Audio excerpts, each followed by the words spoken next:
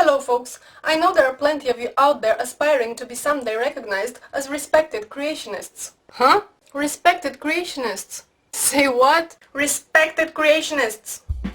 This is a 5 easy steps guide to becoming a good creationist, so pay attention or go to hell.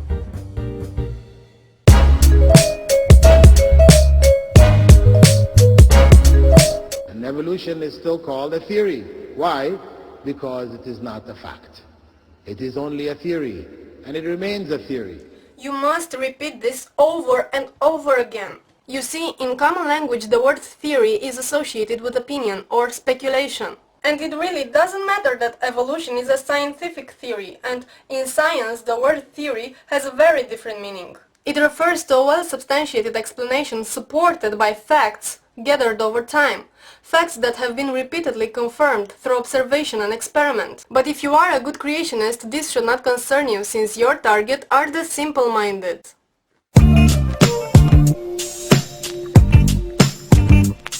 How did life begin? And why should we close our eyes to the possibility that God did it, God did it, God did it? If something doesn't seem to have an explanation, it means God did it. For instance, you can easily apply this when you talk about how life started on Earth. Since the scientists don't have enough evidence yet to support a generally accepted hypothesis regarding the origin of life, you must assume it is the work of God. Looking back in time, this always worked like a charm. For instance, now we know that the lightning is an atmospheric discharge of electricity that has nothing to do with anything supernatural. But back in the days when people did not have an explanation for it, they naturally assumed the deities were responsible. In Greek, Zeus was long feared for his lightning strikes. For the Romans was Jupiter, for the Egyptians was Seth, and so on. So remember, if something doesn't have a well-accepted explanation yet, God done did it always works.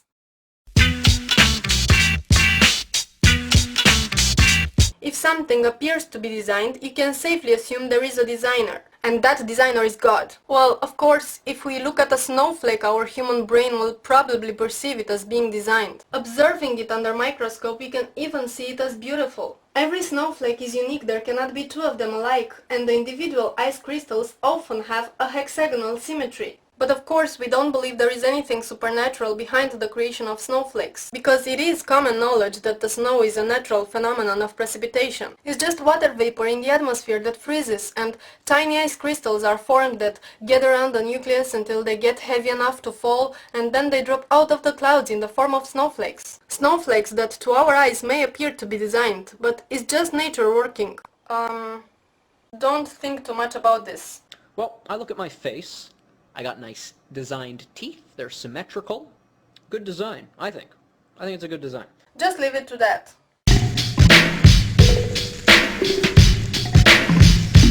The truth is, the Bible is full of scientific facts. This is probably the hardest one, because you'll have to prove that the Bible is a scientific book. Oh yeah, tell that to Galileo Galilei and others who were persecuted for being smarter than God. That's what an evolutionist would say, and then throw at you some clear evidence that the Bible's scientific accuracy could only be matched by Dexter's lab. My hair is on fire! My hair is on fire! But you see, you have an advantage. The evolutionists must gather facts and then come up with conclusions based on those facts. As for you, you already have the conclusions in the Bible, and all you have to do is use your imagination and try to fabricate some facts that could seem to match those conclusions. Now, if proving that the Bible is a scientific book ends up as an epic fail, duh, you can always turn this around and say that God cannot be proven by science, because science studies phenomena that happens in this universe, while God is somewhere outside the universe. And let's say that some evolutionist comes and tells you that according to the Bible story of the world flood, all the diversity of the species we have today would have to be the result of inbreeding. Which, of course, is not only impossible, but also plain stupid. Well, if this happens, you can refute everything they say, like this. Oops.